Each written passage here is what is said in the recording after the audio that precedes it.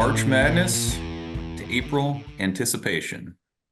This is the Pick Six podcast here on a Wednesday, April 3rd. And we have Sam McKewon, who will be joining us here in just a moment. Tom Shatel back from the Sweet 16 venue in beautiful Detroit. And it's a flipping of the calendar, and it's a flipping of perspectives in a lot of way. Basketball off seasons here for the Huskers. Spring ball's well underway.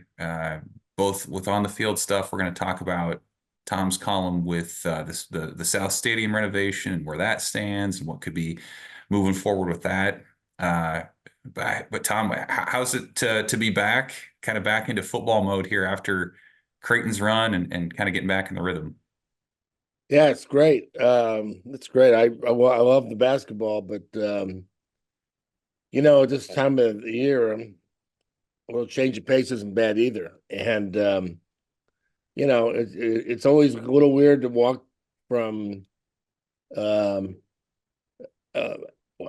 late night basketball game, and then analyzing the results. And you come back and the transfer portal's in full gear, and you're thinking about next year's basketball rosters for Nebraska and Creighton. And then you walk into a room and there's Tony White and there's pot roast, and the polar bear. And all of a sudden you're talking about football. And so it's that's why I love this job. Every day it can be something different. So, but I think we're ready for a little football. We're always a little ready. We're always ready for a little football. So, especially this spring when there's a lot of questions, but there might be a lot of answers too.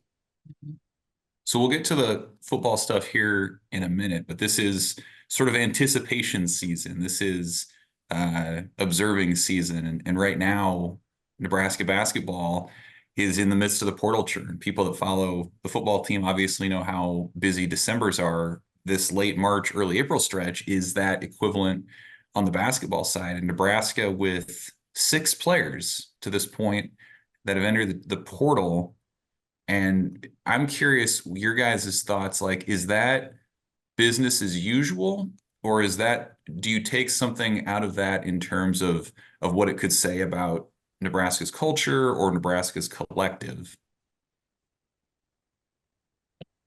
Sam, you want to handle that one? There's a couple things that I think jump out. Hello, everyone. It's Sam. I had to go to get a soda because my throat was dry. And they were out of soda today at the McDonald's that I went to. So I was like, okay. So basketball portal. First of all, you asked a really interesting question there at the end, Evan, about NIL. So absolutely, NIL is a factor in the basketball portal. How much money does Nebraska have? Can they afford, the highest ticket guy? And if they can afford that player, who do they have to let go of, if anyone, in order to afford that guy?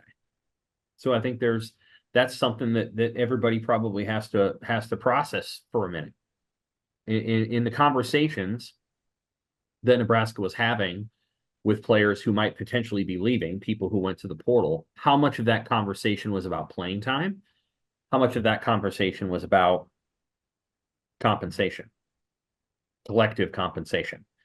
We don't know the answer to that question, but I can tell you that, like, the money that some of these schools are able to throw around for basketball players is pretty considerable. There's a rumor running around on Twitter, and it is a rumor, that Wisconsin's AJ Storr, who had a hell of a year at Wisconsin, and is transferring for a second time after 1 year at St. John's, I think, he's basically looking for 7 figures. That meaning 6 zeros with a 1 in front of it.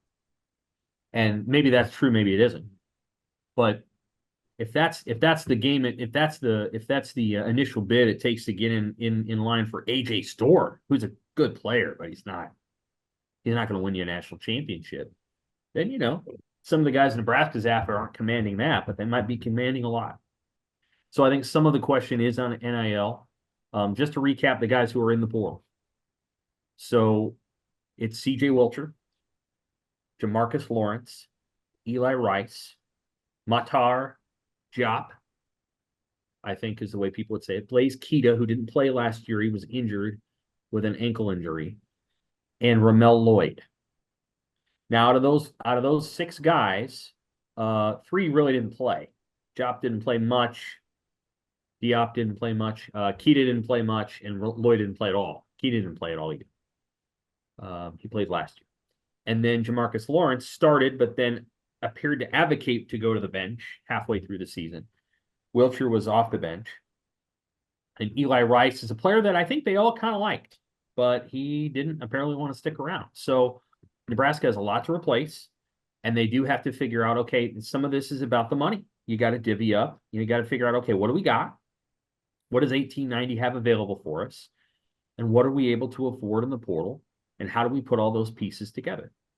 And that's going to be the thing that we watch over the next, 3 to 6 to 7 days. Now, I also saw, I don't know if this was on Twitter or if I saw it on a message board, that there was somebody that was involved with the University of Minnesota's 247 site who basically said Nebraska can compete in the NIL department. I can't remember the guy's name, but that Nebraska's after this guy out of North Dakota State, this big hulking center is 6'10" and 250 pounds, Andrew something. And Minnesota's the other team, and apparently Nebraska can compete for this guy. And that's interesting to me. The NIL question is legit, and we're gonna find out. We'll find out. I obviously I don't think Nebraska could compete for Zeke Mayo because he's going to KU. And KU was able to pair Zeke Mayo with another kid that's really good. And I'm guessing they're paying those guys a whole bunch of money to be there. So can Nebraska compete with KU's NIL? No. What can Nebraska compete with? That's the question. We don't know. It's hard to say. But I'm guessing Nebraska's got more funds than we realize. Well, yeah, I think, to be honest, Nebraska can compete with KU. But the question is, do they want to?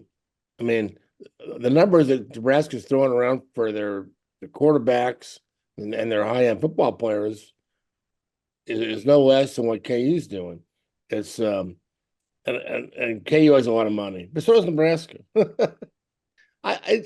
This to me is sort of the essence of the topic here is what do you want to be? And I always wonder. We always say, well, Nebraska has all this money, and Creighton, Big East doesn't have the TV money, doesn't have the contract that with Fox and all that stuff, but Creighton pays more for basketball than Nebraska does, from what I can gather. I think that's a Nebraska thing, and it's I don't know the numbers. But it's how bad do you want to be good in basketball? Where is what kind of priority do you have on it? And I'm sure a lot of schools only have so much money, and they have to say, well, this is A and this is B. But when you're competing against schools in basketball where basketball is A and football is B, then you're probably going to lose out. So I would hope that if there's going to be a thing with the new AD Troy Dannon and 1890, there's going to be more of a unified front there. Maybe there's more emphasis or there's more teamwork coming together behind 1890, whatever you want to call it. Do they want to put more into the basketball part of it? And again, I don't know the numbers, but I think you can be whatever you want to be. And Nebraska's, I think, has done better in basketball, but well, these days the the commitment isn't just in the facilities or building arenas. It's how much you paying me, how much you got, and that's how much is basketball worth to you. And Evan, to answer the other question too, every year after every season, the coaches have individual meetings. Obviously, football does this. I'm sure Husker baseball does this, and they talk to everybody on the team. Here's where you stand. What do you think you need to do? Here's what I think you need to do. Here's where you fit. And they straight out tell guys, look, I don't know if you're going to play.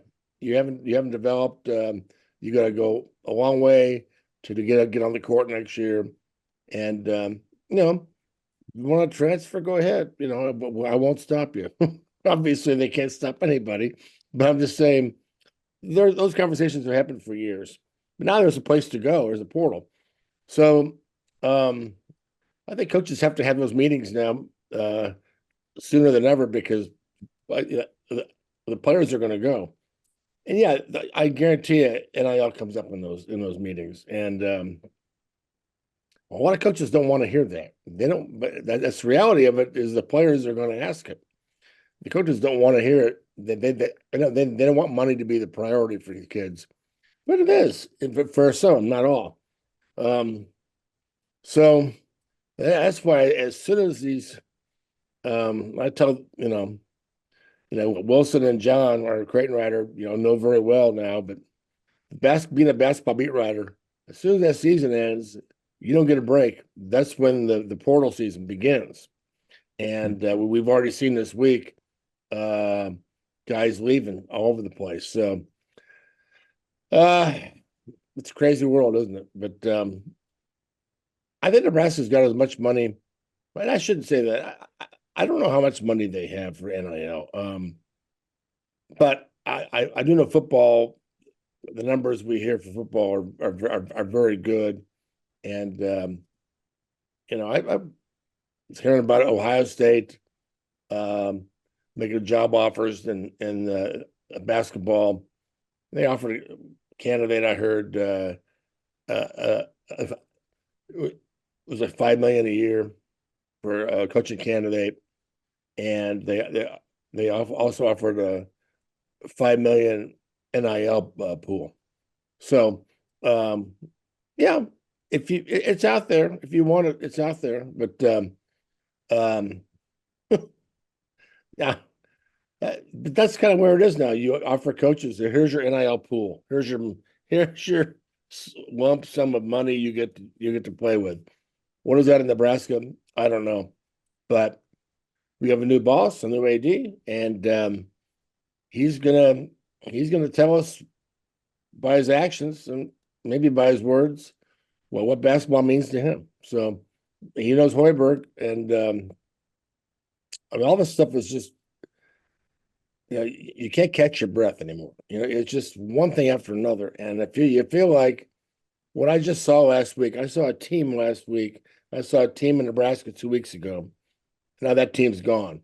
That team won't ever be together again because of the portal and probably NIL.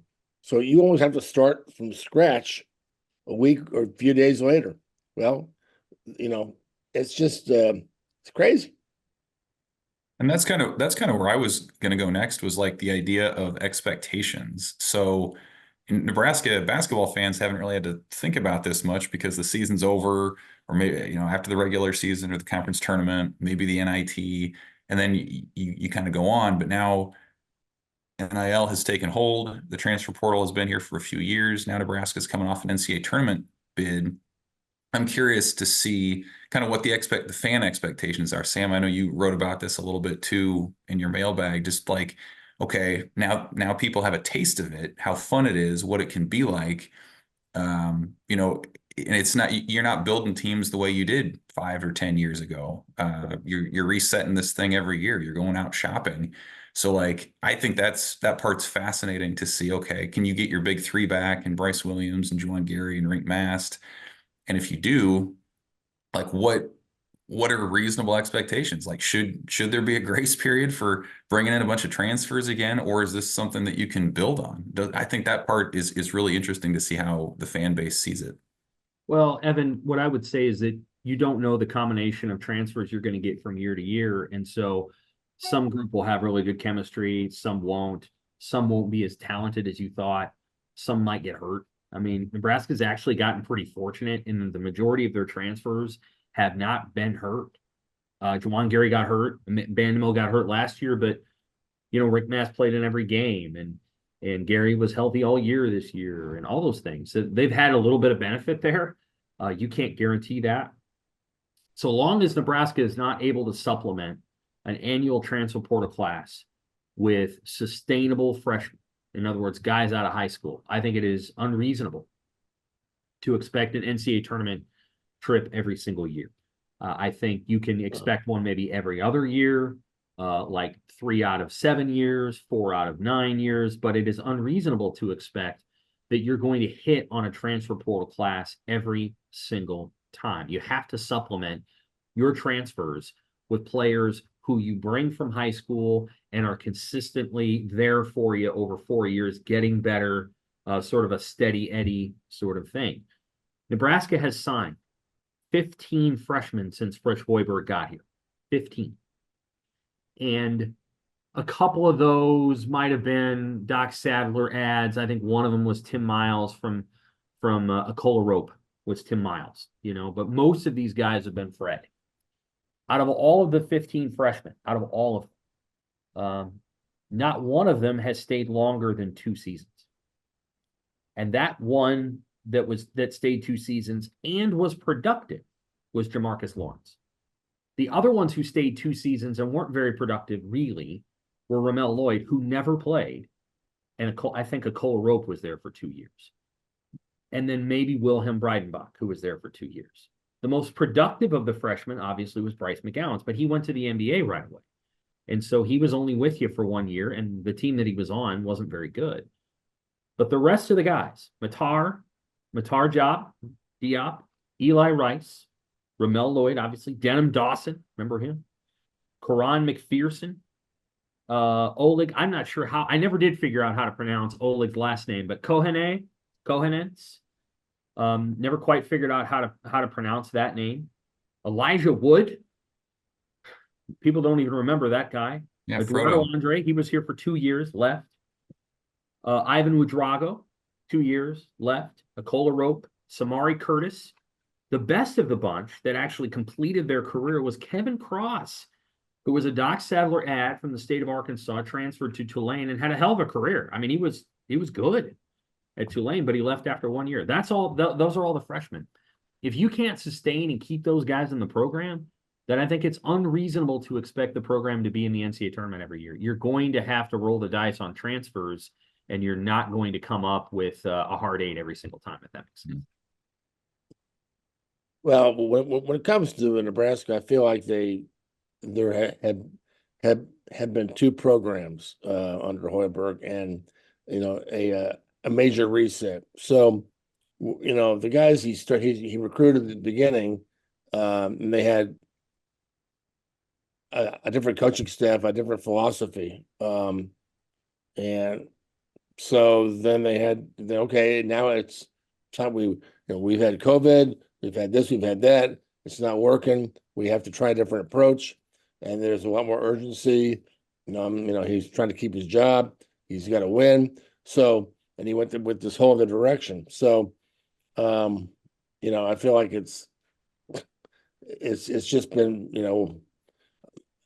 a lot of different things. So, and he had to go to the portal hard, and everybody that's made a difference, besides Casey, I mean, he didn't come out of the portal, but a lot of the major players did, and that's just where it is right now. He had to put it together on the run, on the fly, and now they've created something great. Now what? Well, I feel like the advantage they have now is they know who they want to be, they know who they are, and they know what they want. They know what they want to be. So you know, if you don't know what you want to be and you're trying to go into the portal, it's just madness. So having an identity, having a culture, it gives you a head start. Now, it doesn't mean you're going to get those kind of guys, but at least you know what you want. So, you know, now he's got to go get it. I mean, do I think? I think Nebraska, to say Nebraska basketball should go every year. I mean, they've gone twice since '98. I mean, so I think every other year would be fantastic. But I think right now, where you have this program, if you know, and the portal throws a wrench into it. But if you can keep majority of your guy, the nucleus, the inner circle, keep those guys around, then I think you want to be on the bubble every year. You want to be threatening. You want to be in the mix. That's not too much to ask, but they've got to get this thing going for a while. It's they're not there yet. So, but I say all this not knowing who they're going to be have on the team next year either. So he might have a hell of a run in the portal here in the next few weeks. We'll see. They may not get anybody that they want. It's as a fan of basketball and a fan of your team, it's crazy. It's just I don't know. It's not a lot of fun, you know, because you want to be able to come off the year like this and go, all right, we have most of our team back, let's go, and you don't know if that's going to be the case. Yeah, I don't know if they, you know, like the real question is what, and we may never figure this out. What is Jamarcus Lawrence and Eli Rice? What are they seeing and hearing that makes them think that what they just experienced isn't something they want to experience again? I have a hard time believing that Nebraska didn't want those two guys to stay, all things being equal. Those two players, I think Rice has a real upside. I think the coaches understand that. And I think Jamarcus Lawrence is a good player. There's been a lot of interesting stuff that's been kind of bandied about here in the last 30 hours. And this is typical. Well, he wasn't very good. And I'm like, I completely disagree. I mean, I think he was a good player at Nebraska. And who cares if he was coming off the bench or he was starting in the last year? For goodness sakes, he was going to be a starter next year. I mean, Bryce Williams became a starter in this most recent team, and Casey was a starter, and that's just the way they decided to roll. I mean, they wanted to put Alec out there with Mast and Gary, and that's how you play. But Jamarcus Lawrence was a key part of this team's success this year. And I was like, if they hold on to him, then I think it feels like something. Now he's in the portal too. And it does make you kind of wonder, like, is Nebraska after some players that are just that much better than Jamarcus Lawrence? And if so, how old are they? Do they have 1 year left? Do they have two? So that'll be something to watch. There's also a freshman that's now back on the market, a 2024 prospect, Trent Perry, who decommitted from USC because Andy Enfield is going to SMU. I don't really understand. I'm not going to get into why that might have happened, but he is. He went to SMU, and so now he's just a top 40 kid who openly said Nebraska's in his final five or something. So is Alabama and some other schools that are frankly better than Nebraska. But I think you've got to so that gave me some pause. Eli Rice didn't give me a ton of pause. He got hurt, whatever. But Jamarcus Lawrence, I was like, was this NIL? Is this St. John's saying something? Like, is this who is in this kid's ear, and how much money is he getting to go somewhere else? Because I feel like his experience at Nebraska has been good, and they have made him a better player.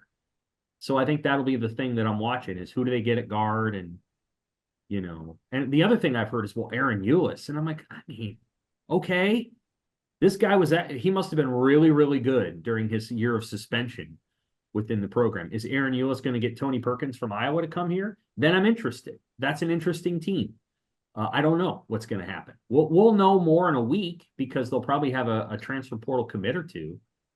But, it's weird how just 2 weeks ago we're celebrating what this program is, and now all of it's in limbo, dependent on who they get over the next 2 to 3 weeks out of the portal. That's that's a tough blow for fans that really supported a team that everybody kind of liked. So let's contrast that with football and spring ball, right? Like as much turnover as there's going to be on the basketball team, and part of this is sport related for sure, but it does feel like I felt like in the last couple of times that we've had a chance to talk with the Nebraska football team, like that culture of sustainability has very much been on display. I mean, we talked to Tony White, Terrence Knighton, two defensive coaches, and as well as some players. And I was struck by kind of the opposite of what we're talking about with the basketball team. Where like these guys have been here 3, 4, 5, 6 years in some cases. Fans know who they are. The players kind of know who they are, where they fit into the system. I'm curious, like, how do you guys view the culture piece of what Matt Rule's building as it's played out here roughly a third of the way through spring? Well, I mean, it appears to be a very good culture. They're building a team from the bottom up. They do a lot of off-season stuff together, a lot of competitions. It looks like fun. What you don't know is how much NIL is everybody getting. Is that why some of them stay? Are they staying because they like the coaches? They feel like they're going to have a chance. They're not bringing a lot of portal guys in, so the guys there are going to get a shot to play, and it's maybe still a little bit of the honeymoon period for the players. I mean, this is they've been through a 1 year, and they like what they see, and they want to do it again. They're being developed. I don't know. It's I feel like there's still this air of like freshness or like newness around the program, and that the players like what they have been through for one season. Maybe they want to see more. They want to go through it again. It doesn't mean that there won't be transfers, down the road. There almost certainly will be. Rule didn't have to go through this at Baylor or Temple, and he hasn't lost a lot of players yet. So it'll be interesting to see how that plays out, I think, going forward. But they're I think a lot of the guys who are going to play and start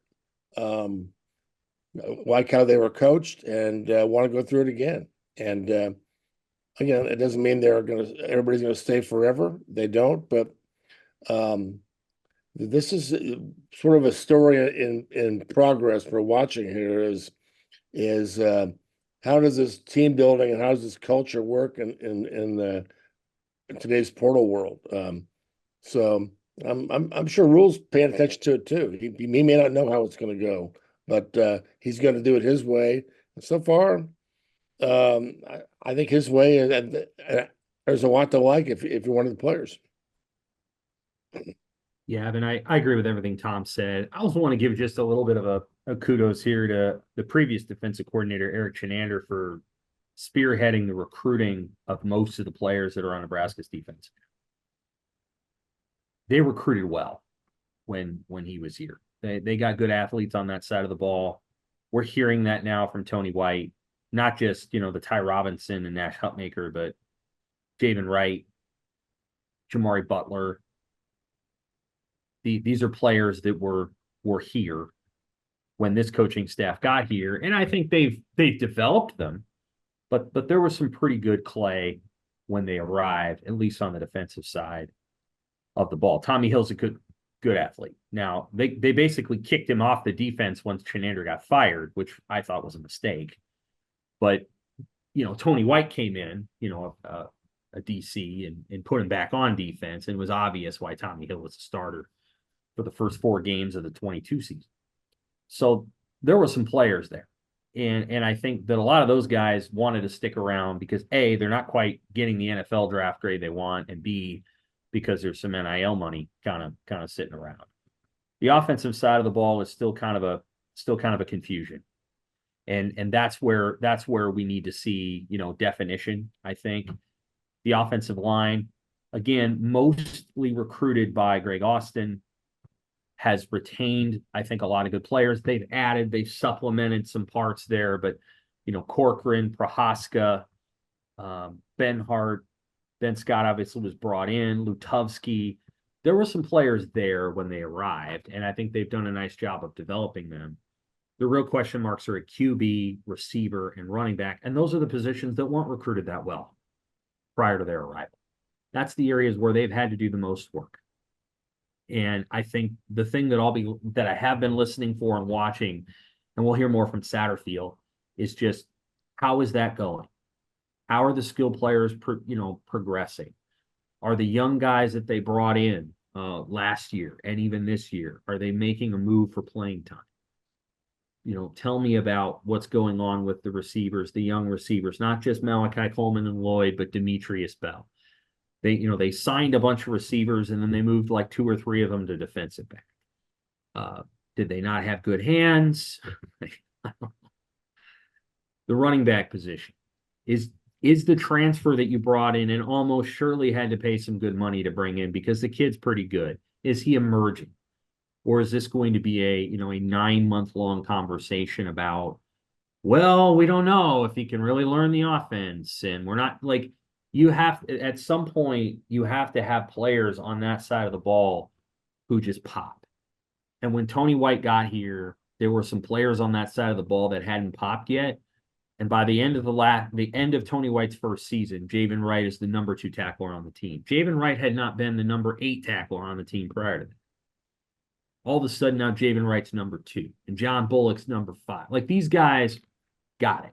And it's not just Tony White. Matt Rule did a lot of that too. He's a defensive guy. He's brilliant on that side of the ball. So they came in and they were immediately able to say, no. We got Clay here. We're going to do this, this, and this. We're going to develop this guy. And they had a great defense.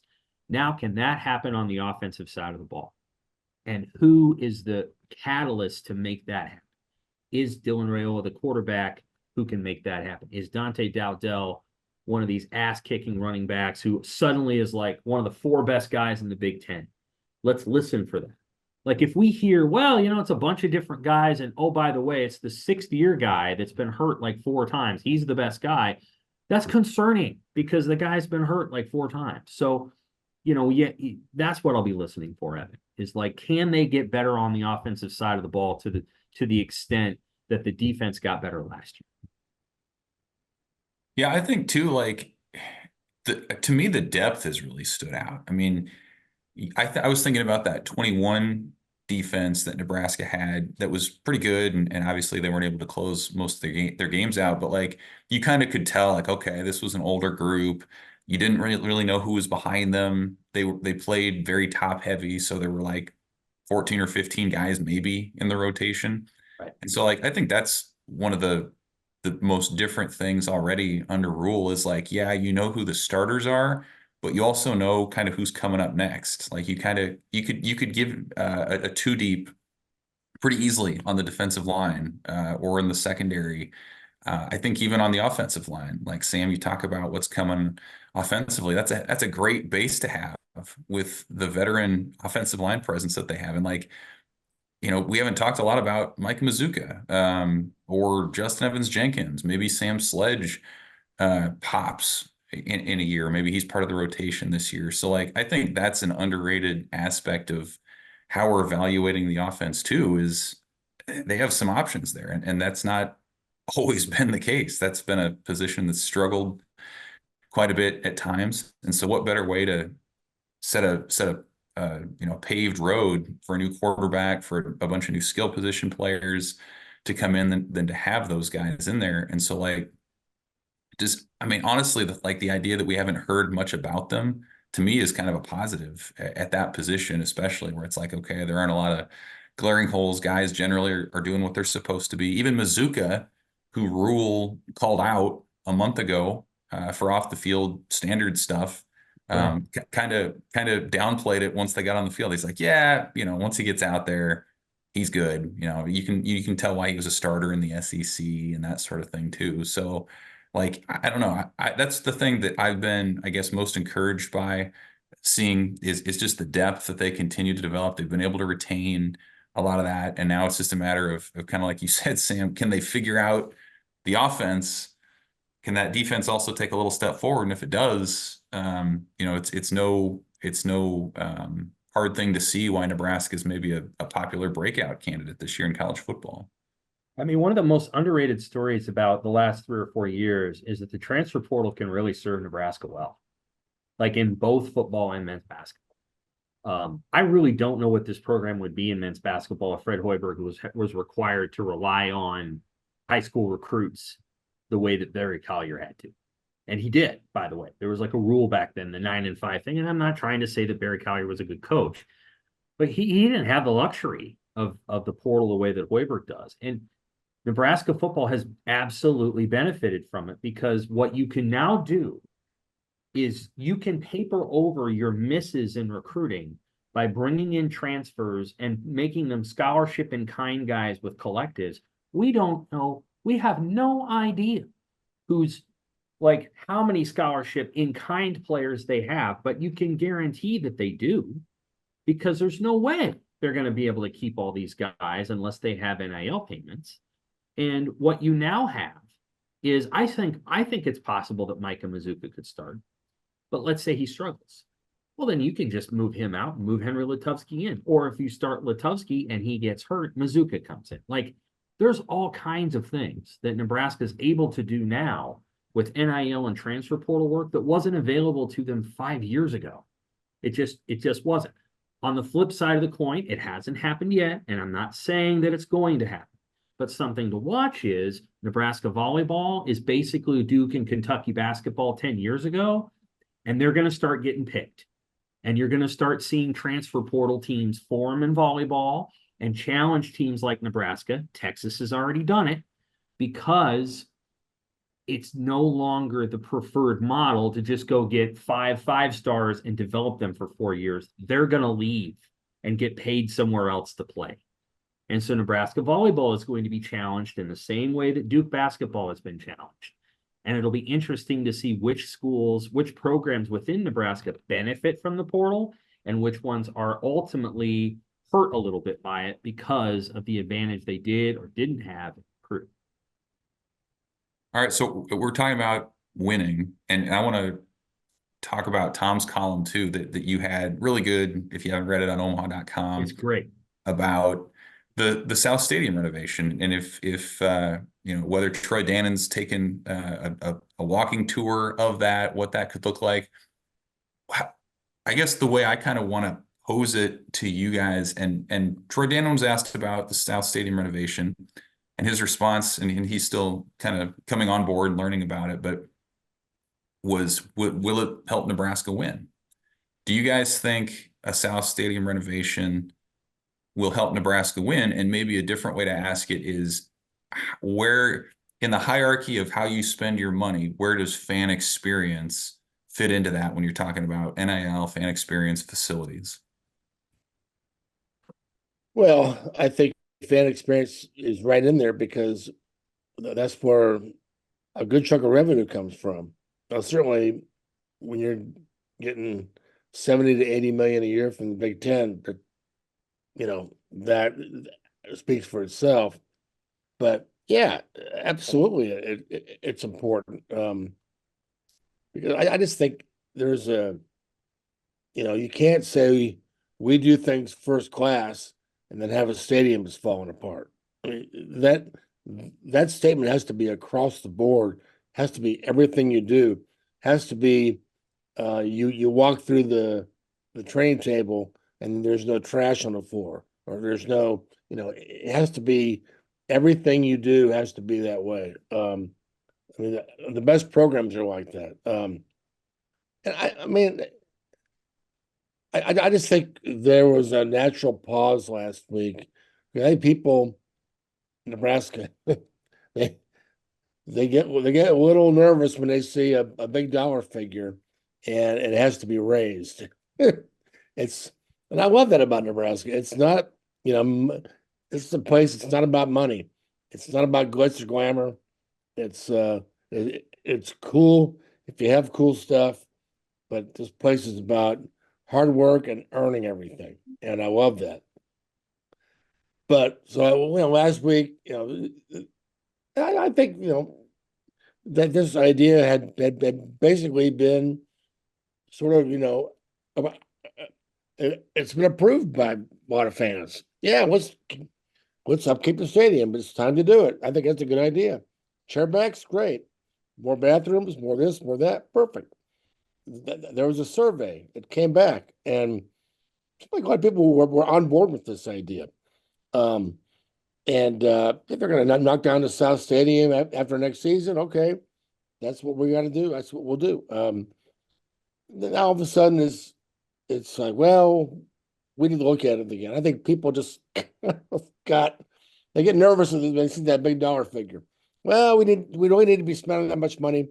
And yes, the people from academia, right on cue, came out and said, well, we've got all these cuts, and it's a very good point. It's rightfully so. When you're, but academics and athletics have lived in two different worlds, two different universes for years, and Nebraska athletics has covered their own bills forever. They pay for it all. They don't get money from anybody, so there's no student fees or anything like that. So to all of a sudden come over to sports and go, well, should we really be doing this when we have all these things over here? Well, sports has never come hat in hand in academic world and said, can you help us out? So, anyway, and like I wrote, every AD could tell you that people who give money for sports want to give money to sports. They don't want to give money to the chemistry lab. They don't want to win competitions in academics. It's all very nice. Why do they want the AAU affiliation? Because it helps them in the Big Ten. it helps maybe keep them in the Big Ten. That's why they want that. So it's all these things are interesting. But I just think when Troy Denton came out last week and said, "Well, I'm going to look at it," I think people said, "Yeah, it's a good idea. Let's look at it one more time." I think it still needs to be done, and I think most fans would agree that things, especially if you sit up there in that section, yeah, a lot of these things need to be looked at. The stadium needs just minor, maybe in some cases major, upkeep. They're just general upkeep. Bathrooms, concession stands. They've been treated to Haymarket Park. They've been treated to Pinnacle Bank Arena, and they've seen, hey, this stuff is pretty cool, very comfortable. I've got a good seat. The concession stands are good. A lot of bathrooms. So time to take these things over to the football stadium. So, yeah, my point was, I was hearing people last week say, well, okay, let's put this on hold. Maybe we don't need to do this. I'm like, hold on a second. I think you still need to do a lot of these things. Do we need to, reinvent the wheel and have a giant sports bar and a place where you can watch the games and maybe gamble and have a couple beers and so on and so forth? Yeah, I don't know that Nebraskans need that. They need the basic fundamentals of being a fan, which is I need a drink, I need some food, I might need to use the bathroom, and I want to watch my team play, and I want a comfortable place to sit while I do it, in which they haven't had necessarily. People just sitting on those bleachers watching your team lose the last several years. That's a hardcore fan, man. That's what they've been doing. So I really think that these things need to be done, and I wrote it, and I got a very nice text yesterday from somebody who said he was Troy Dannon. Said he complimented the column and said he agreed and said these things are very complicated and he just wanted to reach out. So I probably appreciated that.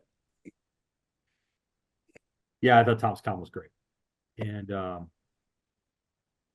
one of the things that I really appreciate about it is that a lot of, I'm not going to go on a rant too much here, but a lot of journalists don't really care about the fan experience because we have a great experience in the press box.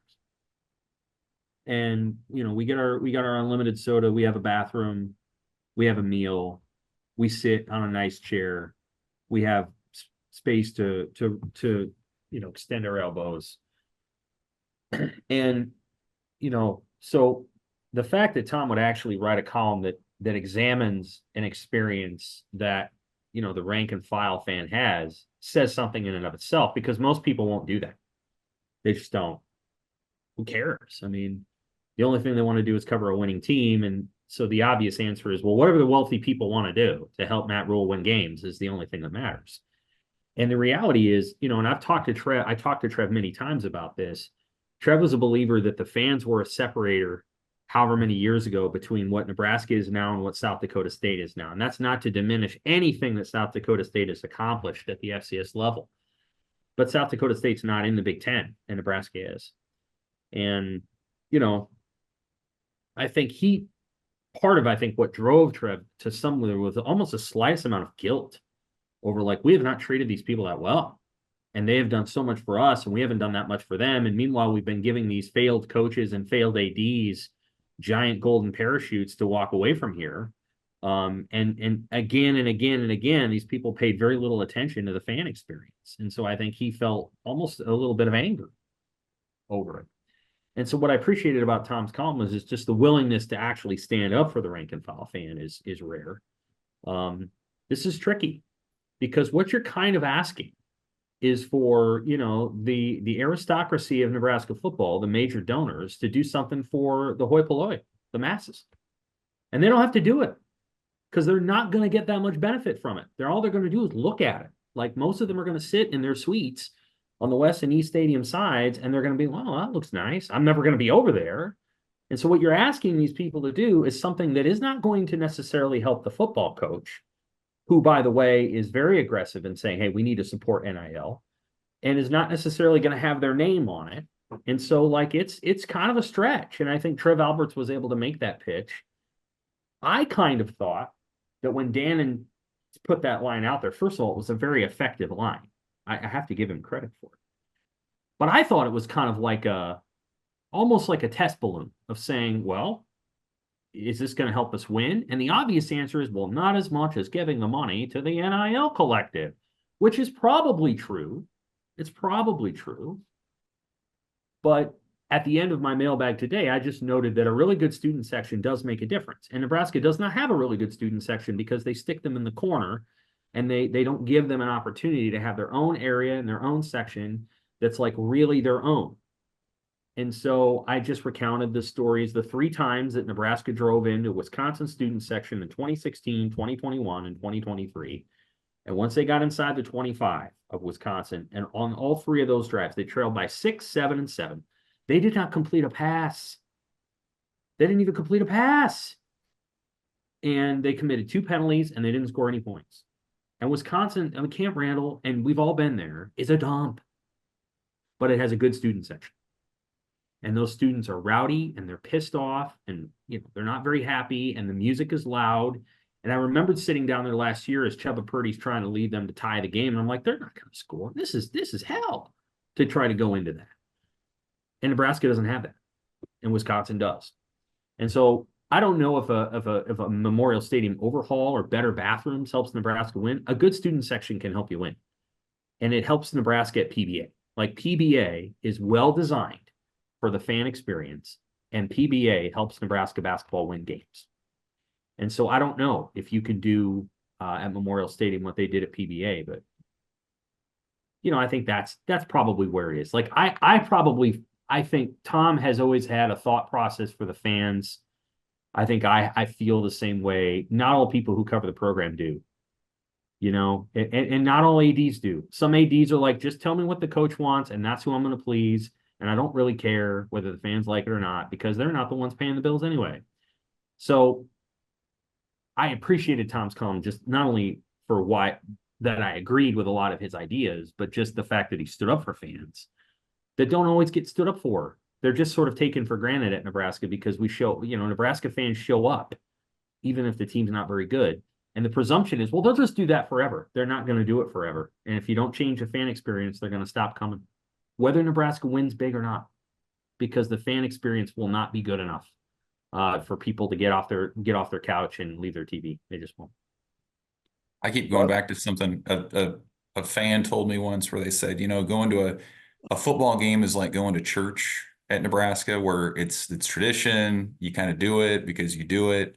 And then going to a game at PBA or a volleyball match at Devaney, that's like going out on Saturday night before. It's more rowdy, it's more fun, it's more modern, all that sort of thing. So yeah, I think there's got to be some kind of a middle ground there for Nebraska. Or maybe you don't have to spend $500 million tearing down a quarter of a stadium, but I think chairbacks are reasonable. Reconfiguring student section to have an impact on the game does make a lot of sense. So I think we nailed that for sure.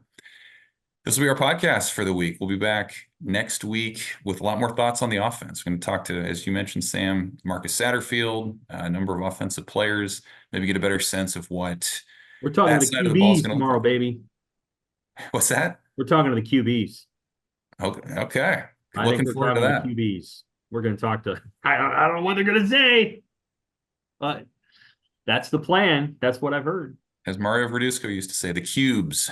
They're back. We'll be back too next week for Tom and Sam. I'm Evan. Thanks for listening to the Pick Six Podcast, Husker fans.